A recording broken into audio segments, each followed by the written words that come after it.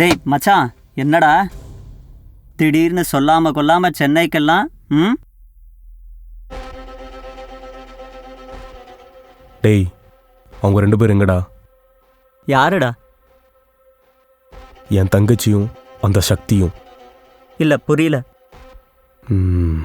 அப்போ சாய்ராவும் சக்தியும் இங்கே வரலையா?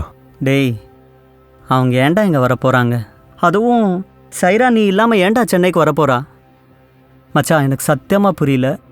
புரியிற மாதிரி சொல்லு. அப்போ ஒருவேளை இங்கே வரலையோ? வேறு எங்கே போயிருப்பாங்க? மச்சான், அந்த சக்தி என் தங்கச்சி கூட்டிகிட்டு ஓடி வந்துட்டான்டா. என்னடா சொல்கிற? சைராவும் சக்தியுமா? ஆமாம் மச்சான், என் தங்கச்சி நான் இப்பெல்லாம் பார்த்துப்பேன்னு தெரியும்ல மச்சான். இப்போ அவன் இல்லாமல் வீடே இளவு வீடு மாதிரி இருக்கு மச்சான். எங்கள் அம்மா சோறு தண்ணி இல்லாமல் தினம் அவளை நினச்சி அழுதுட்டு இருக்காங்க. உண்மையை சொல்லு மச்சான், அவங்க 2 பேரும் இங்கே வரவே இல்லையா? உன்னை பார்க்கவே இல்லையா? அவள் எனக்கு மட்டும் தங்கச்சி இல்லைடா, உனக்கும் தங்கச்சி மாதிரி தானே. அவளுக்கு என்னாச்சோ ஏதாச்சோ நினச்சாலே என் நெஞ்செல்லாம் வலிக்குது மச்சான்.